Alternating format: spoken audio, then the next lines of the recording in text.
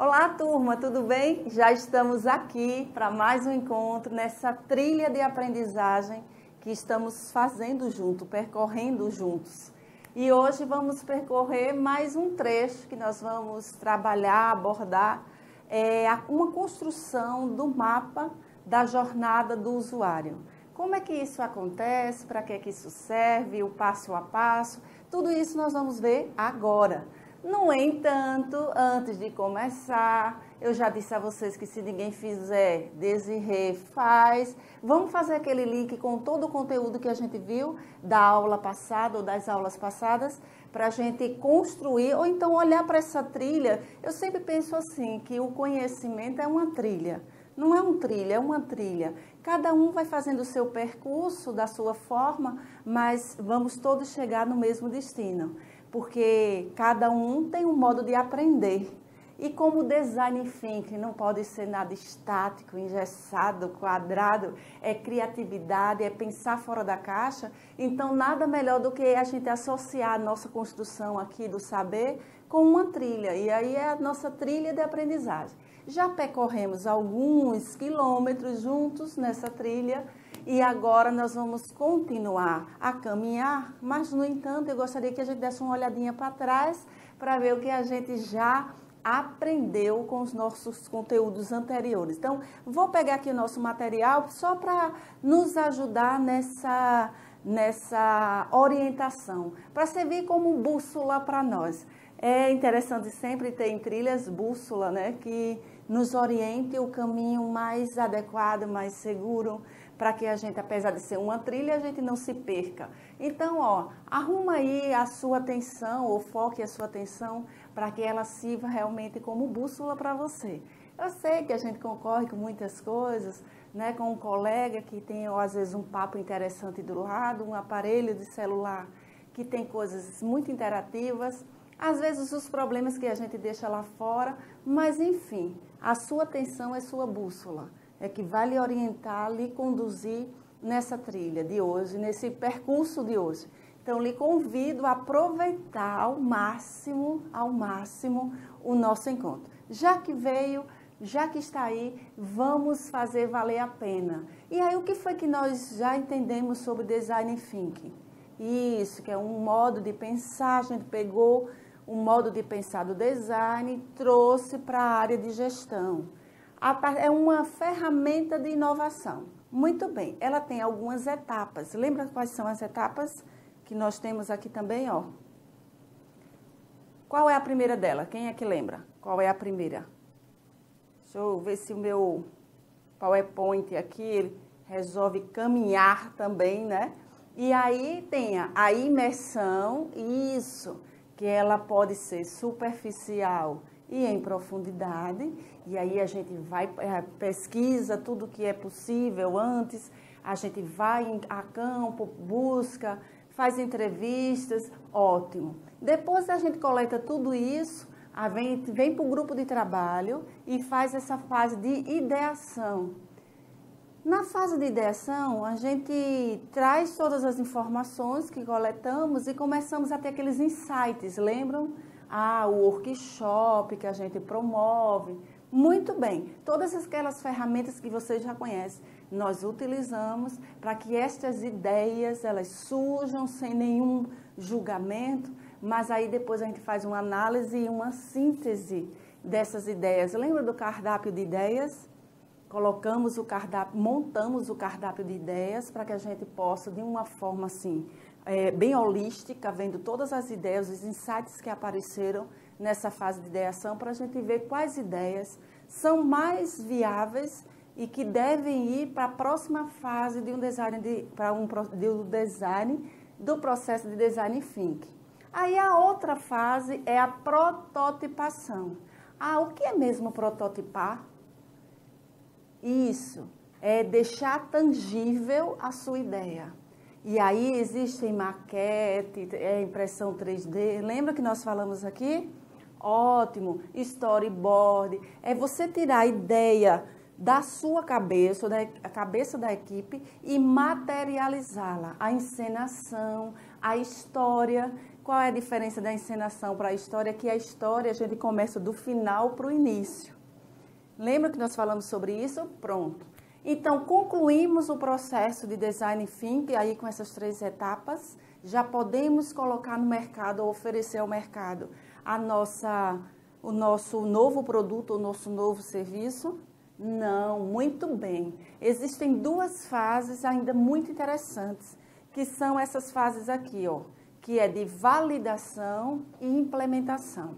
Lembra que eu falei que na validação, tenha cuidado com quem você está validando o seu protótipo e em que contexto você está validando. Às vezes, a validação, você diz, eu fiz tudo, até validei o protótipo e não deu certo quando a gente vai verificar, é porque essa validação foi feita ou foi conduzida de forma equivocada. E todos os cuidados para que isso não ocorra, vocês já viram na nossa aula anterior. Então, vem a implementação. Lembra que nós falamos em pilotos? Isso, ao invés de você implementar, vender a sua ideia, por exemplo, para todos os estados, ou para todas as unidades da empresa, para todas as franquias da empresa, você pode também começar a implementação por etapas, como se fossem mini pilotos, porque a partir daí você já vai aperfeiçoando, assim como na validação. Lembra que eu disse que na validação ainda podem surgir detalhes que escaparam e que o cliente nos orienta ou nos alertam e a gente faz os refinamentos. Nessa fase de implementação, quando a gente faz o piloto, também acontece isso. E agora, professora, a gente já fez tudo, então está tudo ok, fizemos um processo de Design Thinking completo e tudo ajustado? Sim, você está no caminho certo, mas existem alguns detalhes que ainda precisam ser colocados em prática, inclusive uma ferramenta muito interessante, que é o tema da nossa aula de hoje, que é a construção do mapa da jornada do usuário.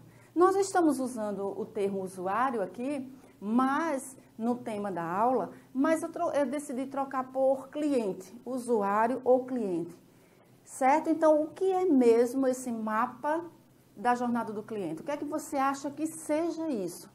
Para que serve construir esse mapa? Já fizemos tantas outras coisas, professoras. Olha, eu quero lhe dizer que essa é mais uma ferramenta que você pode utilizar na fase de imersão. Isso, naquela primeira fase. Essa é mais uma ferramenta. Nem todo gestor de um processo de Design Thinking utiliza a ferramenta, mas também às vezes nem precisa ser utilizada, porque com as outras ferramentas você já tem subsídios suficientes para a construção do seu projeto. Mas ela não deixa de ser importante, pelo contrário, ela é importantíssima e principalmente porque tem algumas ferramentas dentro dessa metodologia aqui de mapa da jornada, que você pode usar, inclusive, para pesquisar clientes à distância. Há também a possibilidade de você fazer pesquisa, ouvir o cliente, sentir o cliente, sem que você tenha que se deslocar até lá. Mas vamos deixar de conversa e vamos ver o que é esse mapa da jornada do cliente. No processo de Design Thinking, a jornada do usuário ou cliente é especialmente importante para compreender como este usuário se relaciona com o produto ou o serviço. Olha, veja só, nós estamos na mesma empresa de ensino à distância, vocês todos escolheram o mesmo curso, estão agora na mesma unidade ou no mesmo polo, mas vocês são iguais. Vocês estão usando o mesmo produto, que é uma formação técnica à distância. É o mesmo produto, mas todos vocês se relacionam com este produto da mesma forma. Há quem não suporte ir ao polo para assistir uma aula. Há quem adore assistir aula no polo. Essa de assistir em casa, não, eu prefiro no polo. Já outro, para que ir para polo se eu posso acessar? Veja que os nossos clientes, os nossos usuários, eles se relacionam com o nosso produto de forma diferenciada. Aqui, ó, eu tenho eu gosto de ir marcando aqui o que eu acho interessante, que é o se relacionar aqui, ó, com o produto ou com o serviço, de forma diferenciada. Então, se nós estamos no mesmo curso, na mesma empresa, consumindo o mesmo produto e nos relacionamos de forma diferente com o curso, é óbvio que estamos na condição de cliente e de usuário, e os demais clientes e usuários das outras empresas que consomem outros produtos ou outros serviços, eles também têm o mesmo comportamento que nós. Então, não eu aqui conduzindo um processo de design thinking, eu tenho ideia de como a pessoa consome o meu produto, mas como ela se relaciona de fato com o meu produto, eu preciso construir um mapa. Muito bem, então, pensando dessa forma, nessa construção, aí a gente tem... Por que a gente pensa nisso? Porque a gente quer oferecer produtos, serviços e experiências cada vez mais alinhadas com o perfil comportamental de seu público, suas representações e suas percepções da realidade. Por exemplo, a empresa em que diz para nós assim, professora ou professores, a condução da aula precisa ser extremamente formal. Então, os movimentos, eles acontecem entre o busto e o umbigo, entende? É aquela coisa formal e a linguagem é técnica, extremamente técnica. A empresa que chega para nós diz, professora, o nosso público é jovem. Jovem é outro papo. Eles gostam de professores que se identifiquem com a realidade deles. Ótimo! Então, a gente tem que perceber o cliente, saber como ele nos percebe para oferecer um serviço com o perfil comportamental do nosso cliente. Assim acontece também nas outras empresas. A gente precisa, por exemplo, às vezes eu estou fazendo um processo de recrutamento e seleção e vamos imaginar que eu estou recrutando para uma empresa de surf. Aí chega lá uma pessoa toda social, alinhada, muito bonita, assim, um visual muito elegante, que não solta uma gíria, eu não contrato. Não que aquele perfil não seja legal, não é isso que eu estou querendo dizer. Mas esse perfil não é o compatível com o comportamento dos clientes de uma loja que vende produtos para surf. Entende? É isso que a gente quer dizer. Como é que o nosso cliente se comporta? Então, se eu vou oferecer, estou pensando em oferecer um produto inovador, algo que seja interessante, que agregue valor para o meu cliente, eu tenho que entender o seu comportamento e as suas percepções. Ok? Muito bem. Então, a gente começa a pensar no que é de fato esse mapa. Professora, pelo amor de Deus, o que é esse mapa? Como é que se constrói esse mapa? É descrever em detalhes, o relacionamento da empresa com o seu cliente, qualquer que seja o mercado onde a empresa atua. E aí, eu trouxe aqui um exemplo de um mapa que eu quero mostrar para vocês. Ó, deixa eu pegar nos objetos um modelinho de mapa aqui. Esse é um modelinho assim bem simples. Eu vou trocar também o nosso fundo. Ótimo, porque eu quero dar ênfase ao nosso mapa que está aqui. E isso, vou trazer para cá.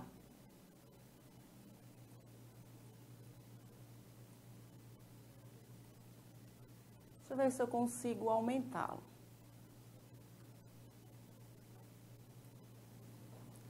Aqui. Ótimo. Muito bem, ó. Esse é o mapa, um exemplo de mapa, tá?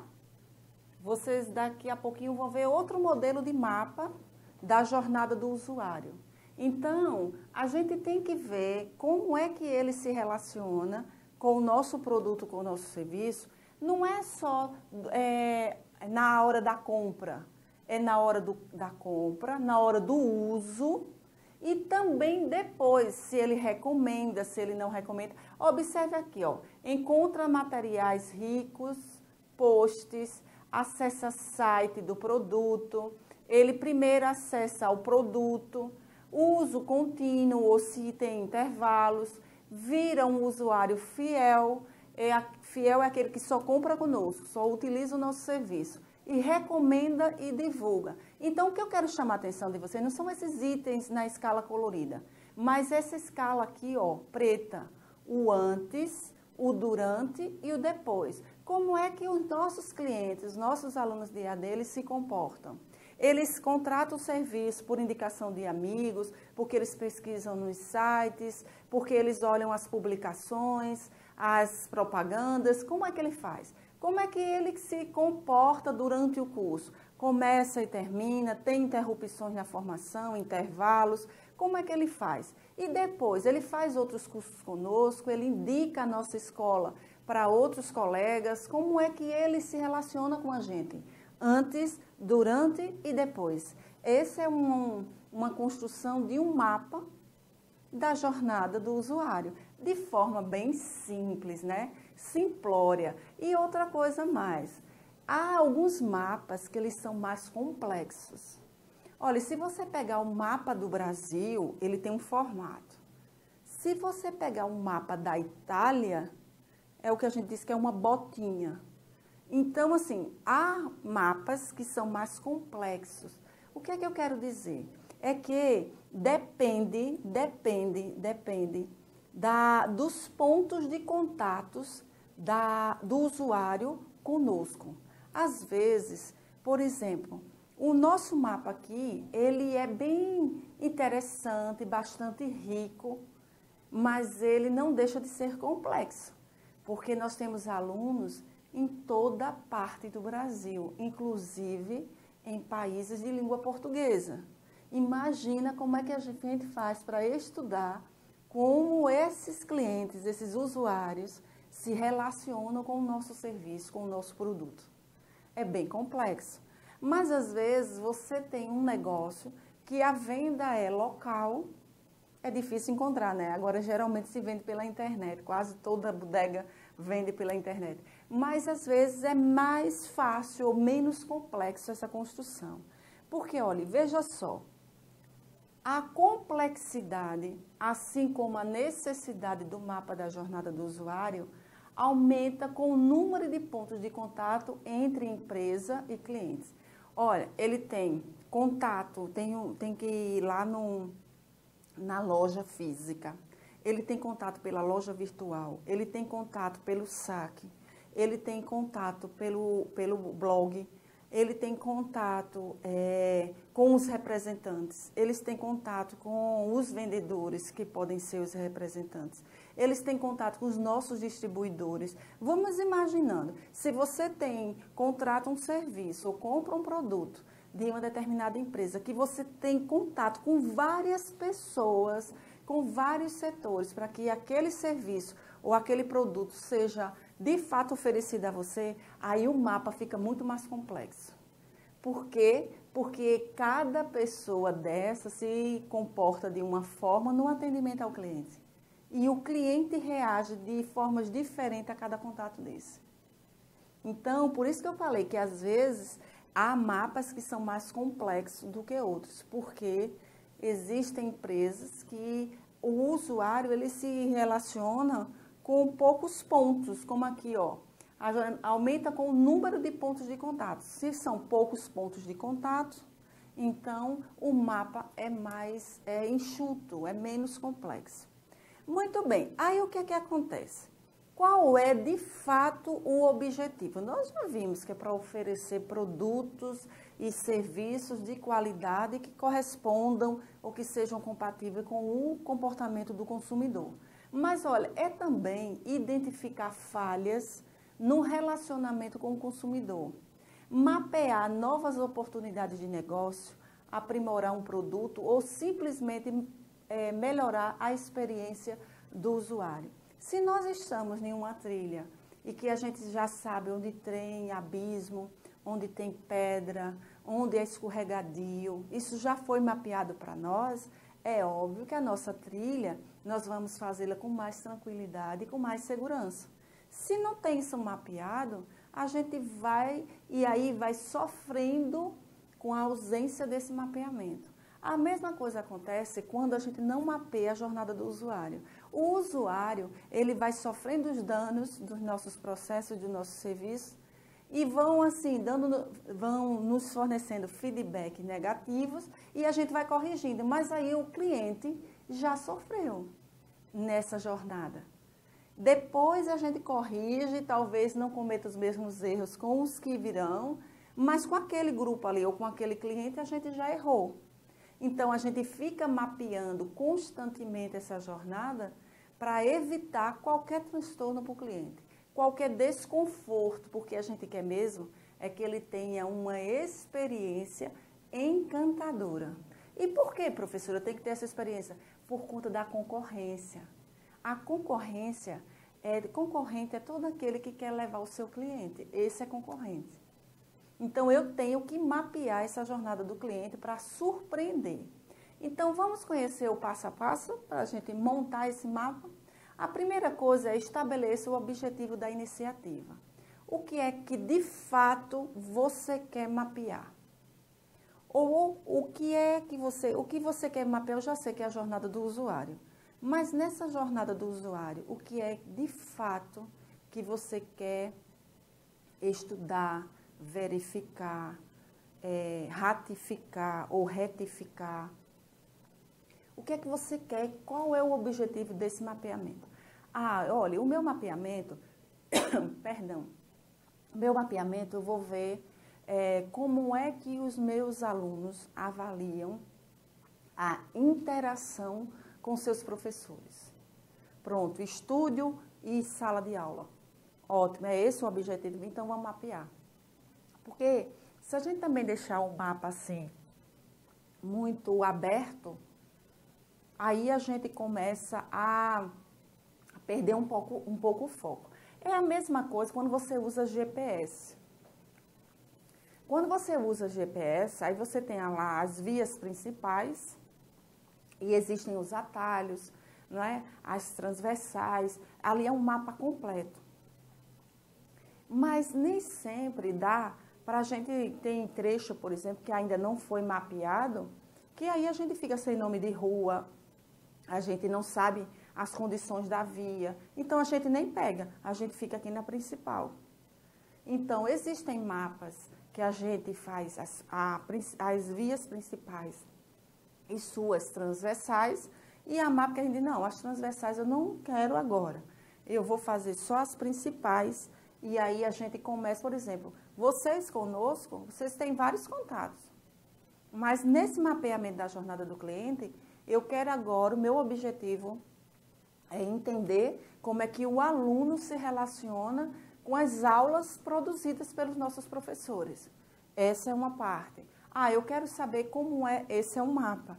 Eu quero saber como é que ele se comporta com a contratação do nosso serviço. Ótimo, eu posso construir outro mapa. Senão fica um mapa muito complexo que no final a gente não vai conseguir entender nada das informações que estão ali. Então, estabeleça o objetivo da iniciativa. Muito bem, definido o objetivo, olha, entenda o seu consumidor. Aí você vai dizer, professora, mas a gente já entende o nosso consumidor. Olha, será que a gente entende mesmo o nosso consumidor? Às vezes, olha, nós estamos numa mesma região, e aí com estados diferentes. Vamos pegar a região sul. Nós temos quantos estados lá? Isso, apenas 3. Vocês acham que o comportamento desses 3 estados, as pessoas se comportam da mesma forma, mesmo estando na mesma região, estão na mesma região? Não. Eles têm comportamento diferentes. mesmo estando na mesma região. Ah, vamos lá para cima, então, vamos ali para o Nordeste. Aí o Nordeste, o número de estados é bem maior. Será que eles se comportam da mesma forma? Cada estado ali se... Não se comporta da mesma forma. Até a linguagem é diferente. Há termos, assim, locais que às vezes você está no estado vizinho e não consegue entender o que é que o outro está querendo falar. Certo? Então, assim, a gente precisa entender o consumidor, mas entender de verdade. Aí, o que é que a gente faz, então, para entender o consumidor? Olha, a gente faz primeiro o seguinte. Para esta etapa, reúna e analise todos os dados referentes às pesquisas qualitativas e quantitativas. Olha, tudo que tiver disponível sobre aquele grupo de consumidores, você pesquisa. Inclusive, a gente colocou aqui, ó, pesquisa de satisfação. Olha, eu pego o que tem na internet, o que tem de publicação, eu pego o que tem nas redes sociais. Aí eu pego o resultado da pesquisa de satisfação. Sabe o que é a pesquisa de satisfação? É a empresa, ela disponibiliza para os seus clientes de forma física ou virtual um questionário onde o cliente atribui uma nota para seu serviço, para o seu atendimento, para o conforto das instalações, o preço, o prazo de entrega. A empresa decide o que ela quer saber da sua empresa como um todo, com a participação do cliente. Aí o cliente preenche e essa pesquisa ela é tabulada e diz para nós o que é que o cliente acha sobre nossa empresa. Essa é uma pesquisa de satisfação. Ah, não, nossos clientes estão satisfeitos. Eu não posso achar. Eu tenho que ter certeza. E quem pode nos dizer isso? Os clientes. Então, a gente aplica essa pesquisa de satisfação. Então, você não aplicou essa pesquisa, porque isso é o pessoal lá da área comercial, na área de recursos humanos. Então, a gente pede a eles o resultado dessa pesquisa. Como foi que o cliente avaliou a nossa empresa, o nosso serviço, tudo. O que foi avaliado nessa pesquisa e o que foi que o cliente disse sobre nós. As reclamações de clientes, olha, reclamações presenciais, por meio via de telefone, de saque, as redes sociais, porque, olha, um cliente insatisfeito, antes ele dizia assim, a gente tinha essa estatística, ele dizia no mínimo a umas 20 pessoas. Um cliente insatisfeito, hoje, ele diz para quantas pessoas? Isso, ele diz para o mundo inteiro, porque ele vai na rede social e põe lá a sua indignação e o mundo todo fica sabendo. Por isso a importância da gente não errar. Seu produto vai sair maravilhoso, mas mapeie a jornada do cliente. Porque um cliente insatisfeito, ele pode detonar todo o seu projeto. E aí, veja as reclamações e o que está sendo dito nas mídias sociais. Olha, isso é tão importante e tão sério que há empresas que contratam profissionais só para ficarem monitorando as redes sociais. Tudo que é dito sobre a empresa, sobre os produtos, sobre os seus serviços. Um profissional só para monitorar. Não é interessante isso? Muito bem. Então, você, para conhecer o seu cliente, você se utiliza de tudo isso. O que tem de internet. Lembrem-se que nós estamos mergulhando, fazendo essa imersão para conhecer o nosso cliente. Mas, além disso, além de tudo isso, que já é assim um vasto, né, insumo para nós, existem outras coisas que a gente utiliza. Olha, parece muita coisa para se colocar em prática no processo de design thinking. Mas quando a gente começa a exercer isso, colocar em prática, fazer valer, aí a gente começa a entender que isso entra no automático, sabe? Por isso que é uma equipe que trabalha com design thinking, não é uma única pessoa. Tem um coordenador, mas a gente trabalha com uma equipe. Porque existe isso aqui, ó. Durante esta etapa, são utilizadas entrevistas etnográficas, pesquisa exploratória, pesquisa DISC, cadernos de sensibilização e sessões generativas. Até sessão tem.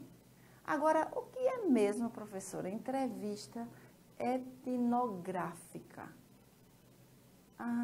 Olha, é algo bem curioso, que a gente traz um pouco de sociologia, antropologia para a área de gestão. Misericórdia, professora, a gente busca tudo isso. Sabe por quê? Porque não existe saber, existem saberes e todos eles são importantes. Se a gente tiver esse olhar, todos eles são fundamentais para o sucesso do nosso trabalho. Isso é coisa de país de terceiro mundo, ficar valorizando determinadas áreas, determinadas formações e outras não. Porque todas elas são extremamente importantes. E lógico que eu não vou ter o conhecimento de um antropólogo, porque eu não estudei para isso, minha formação não é essa. Mas nada impede que eu tenha noções básicas ou que eu conheça ferramentas que eles utilizam e que eu olhe assim e digo, poxa, eu posso trazer para cá também. Lembrem-se que design thinking é um processo criativo de inovação, né? Que a gente pensa de forma diferente e tem um olhar diferenciado. A gente está sempre buscando soluções. Então, às vezes, soluções estão em outras formações. Por isso que é legal aquelas conversas de bastidores, de corredores, com pessoas com outras formações, com formações diferentes. Porque a gente faz aquela miscelânea de saberes e se você for inteligente, você sempre sai ganhando. E o outro também ganha com o seu conhecimento. Então, vamos entender um pouquinho sobre essas entrevistas etnográficas. O que é etnografia? Isso. Anota aí para pesquisar.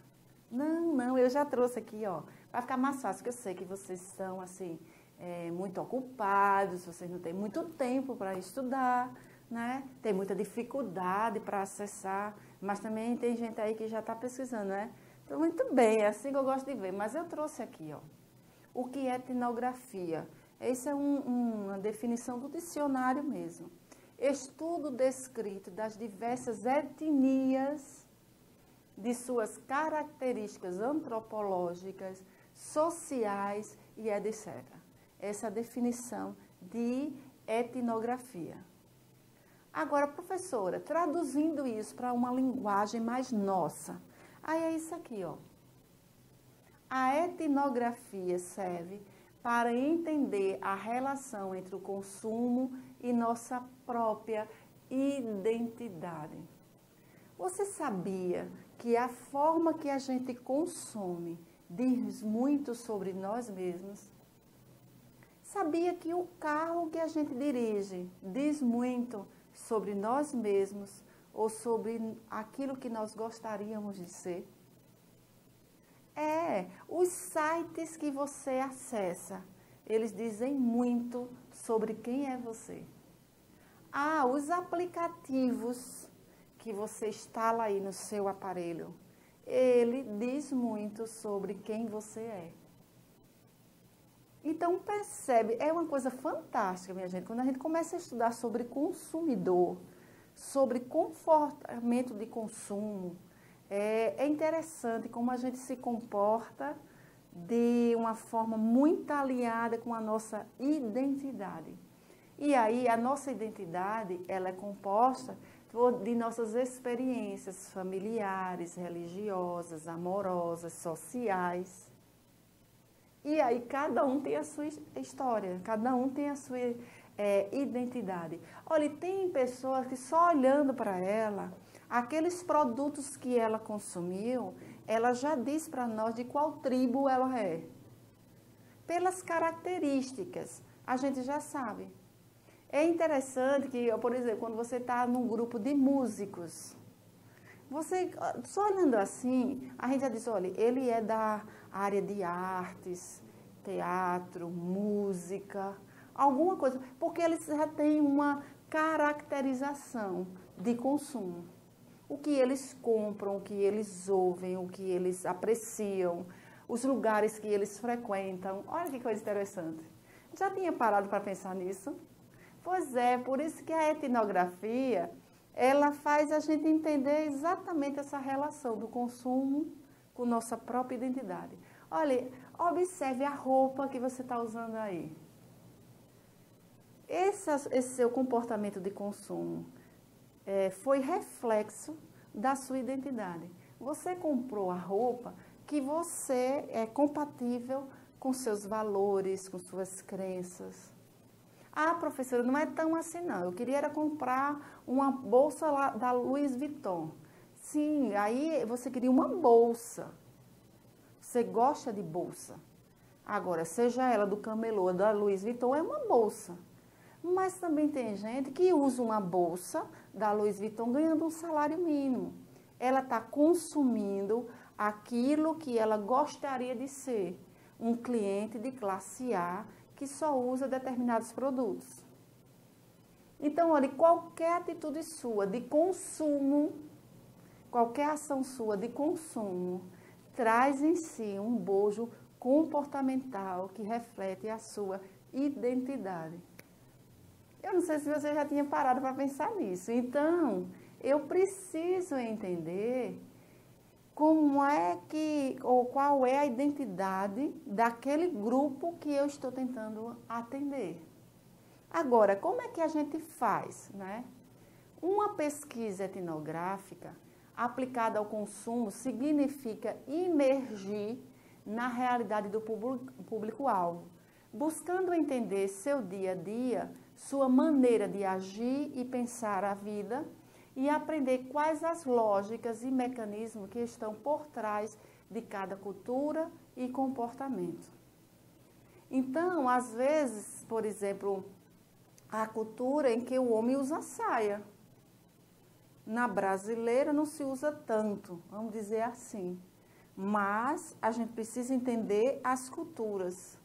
Às vezes, as pessoas do Centro-Oeste, elas se comportam de uma forma totalmente diferente das pessoas que estão no Norte. E vice-versa. Então, o que a gente precisa é saber que a etnografia, ela nos possibilita olhar o consumidor, olhar para aquilo que ele consome, mas dar essa interpretação ou essa compreensão da identidade de cada um. É algo novo para nós, porque é a primeira vez que vocês estão estudando o Deduzo sobre isso, mas é algo que é fantástico. E houve um episódio aqui no Brasil que eu achei muito interessante. Muito, muito interessante, e que aí alguns autores colocaram isso, né, em suas obras, e nós vamos compartilhar com vocês ainda durante essa aula. E aí, olha o que a antropóloga Bel diz o seguinte, ó.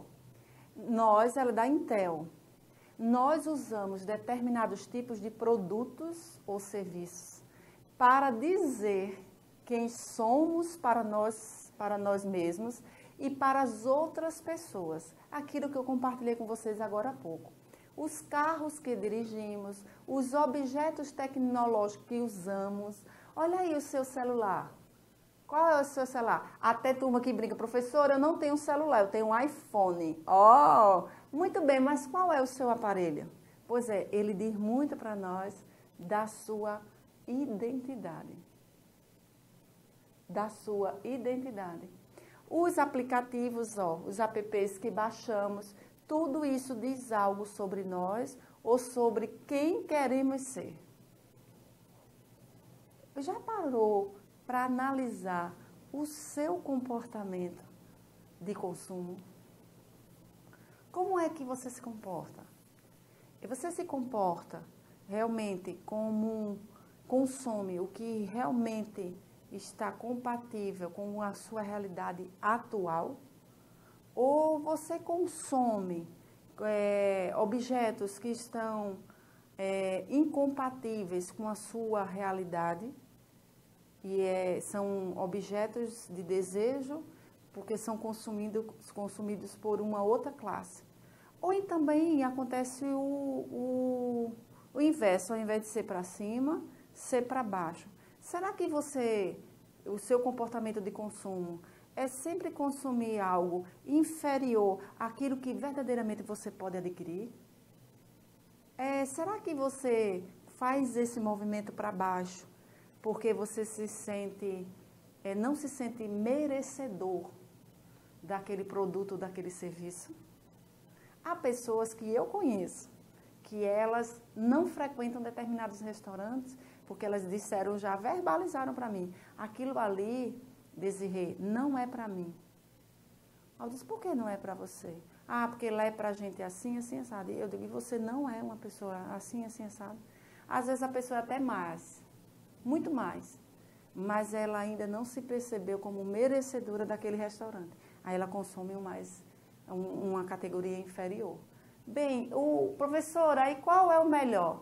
Bem, o que eu quero chamar a atenção durante a aula, como não é terapia, é que você observe a partir de hoje como é que você se comporta na hora de consumir, seja lá o que for, produto, serviço, na sua casa, no seu trabalho, na escola, como é que você se comporta, certo? Porque isso tem a ver, não sou eu que estou falando, não. São pessoas que estudaram, estudam e estão capacitadas para nos dar essa informação. E eu acho isso fantástico, eu acho muito legal, muito legal. Então, olha só o que foi que aconteceu. Algumas empresas brasileiras e multinacionais, elas já entenderam a importância da etnografia para os seus processos de criação e de encantamento de clientes. E a gente tem a Unilever, a Citroën, a Toyota, entre outras, né, que buscam na etnografia, uma maneira de alcançarem resultados ainda mais satisfatórios. Ou seja, estão estudando as culturas, os hábitos, as crenças, os valores, a identidade comportamental de consumo dessas pessoas. Amigo, sabe por quê? Tudo muda, tudo muda. Então, aquela coisa de você produzir e dizer, olha, você pode escolher a cor que você quiser, desde que seja branco ou preto, porque eu só produzo branco ou preto. Isso não funciona mais. Lembra do tempo de Ford? Pois é, não se aplica mais. A gente tem que entender. Particularmente, eu fiquei encantada com essa história de etnografia dentro dos processos de design thinking. Confesso que não era uma prática minha, não tinha nem parado para pensar no meu comportamento de consumo. Aí comecei a analisar o celular que eu tenho, o carro que eu dirijo, as roupas que eu utilizo, os restaurantes que eu frequento, a forma com que eu conduzo a minha vida profissional, as músicas que eu ouço. E não é que é verdade, elas revelam muito de mim, do que eu sou ou do que eu gostaria de ser. E aí eu não sei o que é que vai acontecer com vocês. Nós estamos numa trilha, cada um vai fazer o seu percurso. Só não pode perder o norte, o destino. Nós estamos aqui para aprender mesmo, inclusive, sobre nós. Então, o consumo nos dias atuais tende a ser cada vez menos compulsivo. Sabe que a gente diz, não sei quantos % da compra é por compulsão. Agora, os consumidores estão começando a refletir mais sobre o que compram e começam a escolher com mais cautela o discurso das marcas. Por isso que as empresas, elas estão fazendo trabalhos sociais, ambientais, né, projetos ecológicos, porque isso tem agregado valor. E como agrega valor, o consumidor está avaliando mais. Professora, eles não querem saber disso não, eles querem saber de preço. Preço também. Mas olha, as coisas estão mudando. Eu já vejo no supermercado, consumidor indo comprar, levando sua sacola, para não usar as sacolas plásticas que são oferecidas. Bem, depende do segmento que você atende, do que tipo de posicionamento você quer ter no mercado, mas inúmeras empresas, elas já associaram as questões ambientais, sociais à sua marca. E isso é para agregar valor, porque não se compra mais tanto como se comprava antes, por impulso. Agora é por cautela ao discurso da marca. Eu tenho um discurso maravilhoso, mas eu agrido o meu ambiente, sai na TV essa informação sobre você. E sabe por que isso está acontecendo? Porque, minha gente, olha, o mundo, ele está disponível para nós na palma da mão. Eu posso pesquisar sobre tudo, sobre todos, em toda parte do mundo, aqui na internet. E aí o que é que acontece? É óbvio que o cliente, às vezes, ele vem para nós, ele tem mais informação sobre o nosso produto que nós mesmos. É isso que acontece nos dias atuais. Por isso que eles não estão comprando tanto mais por impulso. Agora eles estão realmente prestando atenção no que eles estão comprando. Então, a gente começa a entender que as frequentes mudanças dos contextos sociais, econômicos e de comportamento têm transformado o consumidor, tornando-o ainda mais cético e exigente. Cético é aquela pessoa assim, descrente. Você não convence um consumidor simplesmente com aquela conversa bonita de vendedor. Não. Você vende o seu produto de qualidade quando você tem uma proposta, um diálogo rico com esse consumidor. Rico de informações. Você não vende o produto, você vende os benefícios desse produto. Você não vende o serviço, você vende os benefícios desse serviço. E aí o design thinking, através dessas etapas e da construção de mapa da jornada do usuário, isso fica tudo mapeado, muito bonitinho, arrumadinho, para que a gente entenda. E engraçado, não sei se vocês já observaram, eu acho tão interessante, porque as novelas, elas ditam moda no Brasil. Já observaram isso? Às vezes tem lá um objeto que uma determinada pessoa de classe tal usa, daqui a pouco o senso comum todo está dizendo que ali é o melhor produto do mundo, né? Porque os consumidores, empoderados pelas redes sociais, esperam que as marcas se comuniquem de forma transparente e próxima e que a experiência com os produtos e serviços seja uma experiência realmente surpreendente.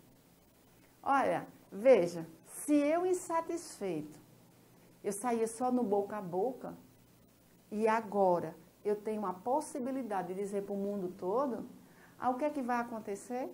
Lógico, um empoderamento do consumidor. Um empoderamento do consumidor. Empoderar-se não é agir sem ética, não é isso. Porque às vezes também a gente vê alguns clientes, eles querem se aproveitar dessas redes sociais, né? Para tirar algum benefício. Mas isso não é sobre isso que nós estamos falando. Eu estou dizendo que se agora eu tenho voz, se agora eu posso ser ouvida por uma multidão, é óbvio que eu me empodero. E aí as marcas, como eu já disse a vocês, algumas empresas, elas já têm pessoas monitorando isso. Qualquer sinal de insatisfação, a empresa vai lá, repara, ela bonifica, ela substitui e oferece o triplo daquilo que o cliente pagou. Por quê? Porque ela sabe que o consumo hoje está menos compulsivo. Ele depende mais desse diálogo transparente da empresa com o seu consumidor. Então, é algo interessante a gente... Olha, a empresa, ela é reflexo da sociedade. Não tem jeito. Não tem jeito. E não adianta a gente querer ficar dentro de uma empresa sem inovar, porque as coisas estão mudando, estão sendo inovadas lá fora. E nós estamos acompanhando isso, o ritmo. Olha, eu não sei se vocês sentem isso, mas a cada ano eu tenho a sensação que o ano passa mais rápido. Quando você se dá conta, o ano já acabou. Por quê? Por conta do... E você vai, por exemplo, para uma cidadezinha do interior, parece que lá o tempo para, as horas passam mais lentas, e você fica sem entender porque aquilo ali demora tanto a passar, enquanto numa correria, numa capital, passa tão rápido. Sabe por quê? É o volume de informação que nós temos. Lá no povoado, lá no interiorzinho, o volume de informação lá é bem menor do que aqui. Por isso que lá as horas parecem passar lentamente. É a mesma velocidade, mas a sensação lá é que é lento e que aqui é frenético. É o número de informações. Então, a gente tem vantagens e tem desvantagens. Mas como é uma trilha, cada um vai no seu ritmo. E aí, eu não sei se você já observou exatamente sobre isso aqui, ó. Que as tendências de consumo não seguem mais necessariamente o fluxo top-down. Já ouviu falar sobre isso, top-down? Ah, olha, não está mais, o fluxo não é mais esse não. É não, amiga. Aquela coisa de eu olhar para a classe A e ser da C, D e E ficar imitando, querendo ser igual e tal, isso ainda existe. Mas nós estamos num movimento contrário. Olha como é interessante a etnografia para nós. Não sei se você se deu conta disso, mas de um tempo para cá, o que é que está acontecendo? Das classes mais altas para as classes mais baixas, é esse top-down. Mas de um tempo para cá, muitas influências vêm exatamente no sentido oposto, do sentido oposto. Sabe, da baixa para a alta. A gente já está vendo gente da alta dançando determinados tipos de música, de ritmos, que eram considerados de periferia. E aí está lá agora. Por quê? Entre os anos de 2003 e 2014, aqui no Brasil, era sobre isso que eu estava me referindo lá no início da aula. Em razão do aumento de empregos, da renda e da redução da desigualdade social, cerca de 40 milhões de brasileiros migraram da classe D e E para a classe C. Ah, professora, mas isso aí são números falsos. Nós não vamos entrar na questão política, muito menos econômica. Mas o que foi divulgado, projetado, dito, e que as pessoas acreditaram e se comportaram como pessoas que migraram de classe D e E para C. E sabe o que aconteceu? Começaram a modificar toda a história do consumo aqui no Brasil. Porque aquelas pessoas que ficavam lá embaixo, olhando lá para cima, você sabe de uma coisa? Agora eu posso, meu amigo, agora eu que vou fazer do jeito que eu quero, comprar o que eu quero, o que eu posso pagar, lógico, mas aí eles deixaram de ficar com esse olhar, né, de desejo lá para cima e começaram a consumir. E aí, o que foi que aconteceu conosco, das organizações? Aconteceu um verdadeiro desconhecimento do comportamento desses consumidores. Por quê? Porque os nossos produtos e serviços, em sua maioria, não estavam destinados a esse público. Ah, professora, então se eu estou trabalhando com inovação, com criatividade, eu tenho que ficar atento com o que acontece na economia? Tem. Ah, com a política? Tem.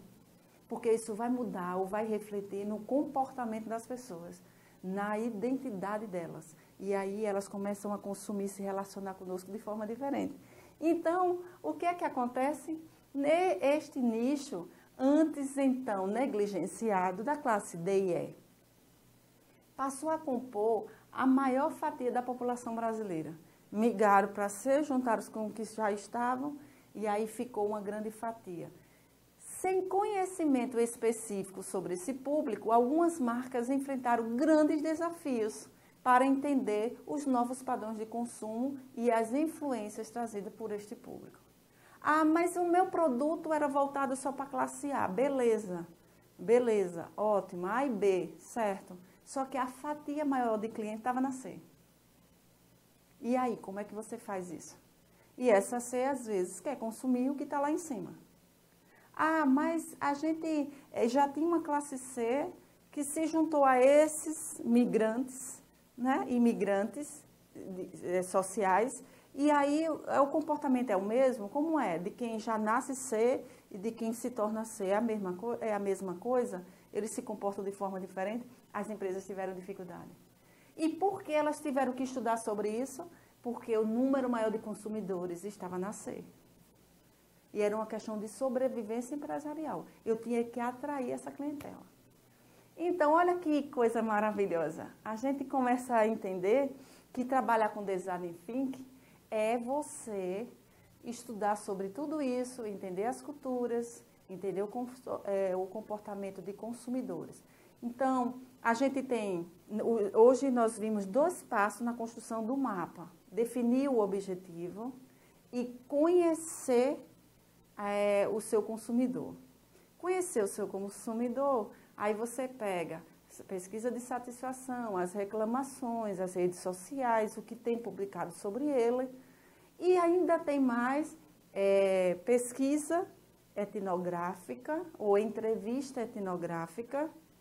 E a segunda que nós vimos, nós relacionamos, são os cadernos de sensibilização. Olha, nós não vamos falar sobre os cadernos agora nessa aula, porque esse assunto não será esgotado hoje. Isso será o tema ou o assunto da nossa próxima aula, ou então essa aula nós iremos dar continuidade no nosso próximo encontro. Até lá, a tarefinha de casa é: analise o seu comportamento de compras, de consumo. Observe, ele revela quem você é, quem você gostaria de ser, ou a sua baixa estima. E aí a gente volta no nosso próximo encontro, que eu vou, mas eu volto, porque se ninguém fizer, isso, Desirê fará, ou trará novas informações. Nós vamos conhecer mais outros passos na montagem desse mapa da jornada do cliente.